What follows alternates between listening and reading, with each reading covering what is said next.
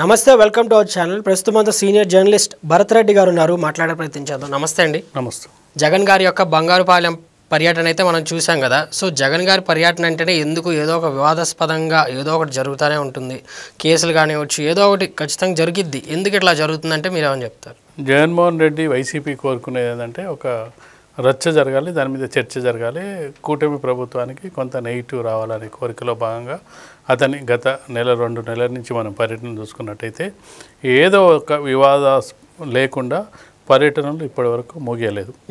ఏదో ఒకటి పోలీసుల మీద దురుసుగా ప్రవర్తించడమో, లేదంటే కార్యకర్తలు మృతి చెందడమో, తొక్కిసలాట జరగడమో, లేదంటే కాన్వాయ్ కింద పడడమో, దాని మీద చర్చ జరగడం, అదో పెద్ద రచ్చ జరగడం, ఇది మనం గత పర్యటనలలో చూస్తున్నాం. అందుకు అనుగుణంగా ఈయన ఏదైతే మామిడి రైతులను పరామర్శించడానికి యాత్ర పెట్టుకోవడమో, ఆ యాత్రకు సంబంధించి పోలీసులు ముందుగానే ఇలాంటి రచ్చ జరుగుతుందనే ఉద్దేశంతో కొంత వాళ్ళు షరతులతో కూడిన అనుమతులు ఇవ్వడం జరిగింది. కేవలం 500 మందిని మాత్రమే అనుమతిస్తాము, 500 మంది రైతులతో మీరు ముఖాముఖి మాట్లాడాలని చెప్పి వాళ్ళు షరతులతో కూడిన అనుమతులు ఇవ్వడం జరిగింది. కానీ జగన్మోహన్ రెడ్డి ఆ షరతులన్నీ వయలేట్ చేసి 5,000 మందితో ఒక దండయాత్రలాగా వెళ్ళడం జరిగింది. ఎంతమందిని రైతులను పరామర్శించిండు అనేది మనకు తెలియదు. అక్కడ అసలు రైతులను పరామర్శించిండా లేదా ఒక దండయాత్రలాగా వెళ్ళి తన బల ప్రదర్శన కోసం వెళ్ళి వచ్చాడా అనేది మనకు అక్కడ కనిపిస్తుంది. పోలీసులు ఏర్పాటు చేసిన ముందస్తు చర్యల వల్ల కొంత రచ్చ జరగకుండా చర్చ మాత్రం మిగిలిందని చెప్పొచ్చు.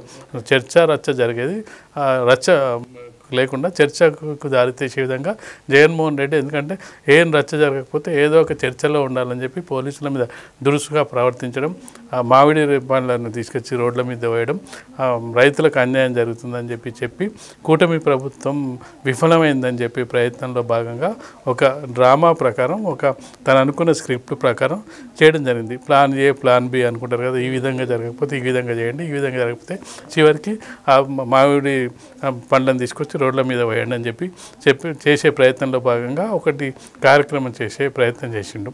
అయితే అది మనం ఒకసారి గమనించినట్టయితే అది పూర్తిగా స్క్రిప్ట్ ప్రకారమే, ముందస్తుగా ఒక ప్లాన్ ప్రకారమే చేసిండని చెప్పడానికి మనం చాలా ఎగ్జాంపుల్స్ తీసుకోవచ్చు. అందులో భాగంగా ముఖ్యంగా తీసుకున్నట్టయితే ఒకవేళ మామిడి రైతులకు అన్యాయం జరిగి ఉంటే వాళ్ళు జగన్మోహన్ రెడ్డి వచ్చినప్పుడే వచ్చి రోడ్ల మీద వాటిని పారపోయారు, రోడ్ల మీద నిరసన వ్యక్తం చేయరు. ఒకవేళ అన్యాయం జరుగుంటే ముందే వాళ్ళు మార్కెట్ యార్డుకి తెచ్చినప్పుడే వాళ్ళు నిరసన వ్యక్తం చేసే కార్యక్రమం చేశారు. ఎందుకంటే మనం గతంలో చాలా సందర్భాల్లో చూసాం.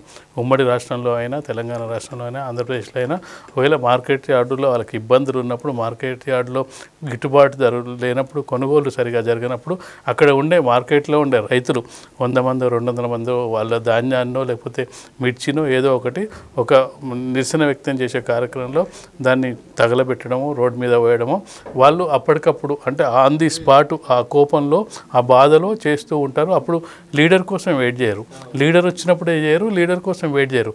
ఆ బాధను వ్యక్తం చేస్తూ దానికి సంబంధించి అధికారులు వచ్చి చర్చించి ఆ కొనుగోలు సరిగా జరిగేటట్టుగా ఒక నిరసన కార్యక్రమం వ్యక్తం చేస్తారు. ఆ నిరసన కార్యక్రమం వ్యక్తం చేసిన తర్వాత కలెక్టర్ లేకపోతే వ్యవసాయ అధికారులు ఎవరో వచ్చి వాళ్ళ సమస్యను పరిష్కరించే దిశగా చర్చలు జరుపుతారు. వాళ్ళు సాఫీగా సాగే విధంగా అది అంటే ఒక సమస్య పరిష్కారం కావడానికి వాళ్ళు ఒక నిరసన వ్యక్తం చేస్తారు. ఆ నిరసన ప్రభుత్వం దృష్టి వెళ్తుంది, ఆ ప్రభుత్వం కూడా రియాక్ట్ అవుతుంది.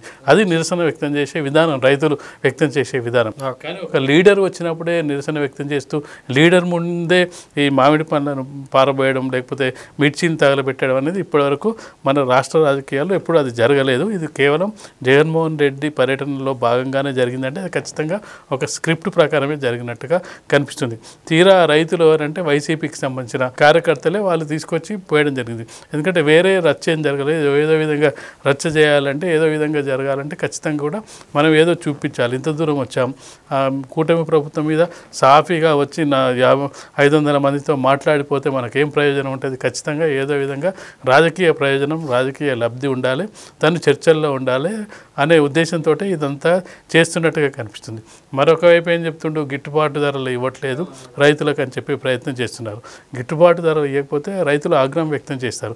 గత ప్రభుత్వంలో ఎంత గిట్టుబాటు ధర వచ్చింది, ఇప్పుడు ఎంత గిట్టుబాటు ధర వస్తుందని కంపేర్ చేసుకునే ప్రయత్నం రైతులే చేస్తారు. ఎందుకంటే గత ప్రభుత్వం తన ప్రభుత్వమే, తనే ముఖ్యమంత్రి ఉన్న సమయంలో కిలోకు కేవలం 5 రూపాయలే ఇవ్వడం జరిగింది. ఇప్పుడు మనం చూసుకుంటే కూటమి ప్రభుత్వంలో 12 రూపాయలకు దాన్ని పెంచడం జరిగింది. కానీ 12 రూపాయలకు పెంచిన సందర్భంలోనూ జగన్మోహన్ రెడ్డి చేస్తున్న మరొక విషయం విమర్శ ఏంటంటే కర్ణాటకలో 16 రూపాయలు ఇస్తున్నారు, కేరళలో 16 ఇస్తున్నారు, మీరు 16 రూపాయలు ఇవ్వాలని చెప్పి అక్కడికి కూడా తను పూర్తి స్థాయిలో అవగాహన ఉండదు, కానీ విమర్శ చేయడం కోసం విమర్శ చేస్తుండు. అక్కడ మనం చూసుకున్నట్టయితే కేవలం 5 ఎకరాల లోపు పండిన రైతులకు మాత్రమే దాన్ని 16 రూపాయలు కట్టిస్తారు. ఆ పైన పండిన రైతులకు ఇవ్వట్లేదు ఆ రేటు. కానీ ఇక్కడ ఎంత పంట పండినా 12 రూపాయల ధర కట్టిస్తున్నారు. స్వయంగా ఎవరైతే రైతు ఇక్కడికి ట్రాక్టర్లతో పంపిన రైతు ఉండో తనకి 25 ఎకరాల పంట పొలంలో ఆల్రెడీ 12 రూపాయల కిలో చొప్పున అమ్మేసుకున్నాడు. ఒక ట్రాక్టర్ మిగిలితే దాన్ని తీసుకొచ్చి పంపి ఇక్కడ రోడ్ల మీద పోసాడు. కానీ అప్పటికే తన కొనుగోలు కూడా పూర్తి చేసుకున్నాడు. ఒకవేళ తన కార్యకర్తే ఒకవేళ గిట్టుబాటు ధర లేకపోతే ఎందుకు అమ్ముకుంటాడు, నిరసన వ్యక్తం చేసుకోవచ్చు కదా. ఇవన్నీ చేయకుండా కేవలం స్క్రిప్ట్ ప్రకారం విధంగా చెప్పాలంటే జగన్ నాటకంలో ఇదంతా ఒక భాగంగా కనిపిస్తుంది తప్పిస్తే అందులో రైతులకు ఉపయోగపడ్డది కానీ లేదంటే రైతులకు లాభం చేకూర్చే విధంగా లేదు. తను బల ప్రదర్శన కోసం వెళ్ళాడు.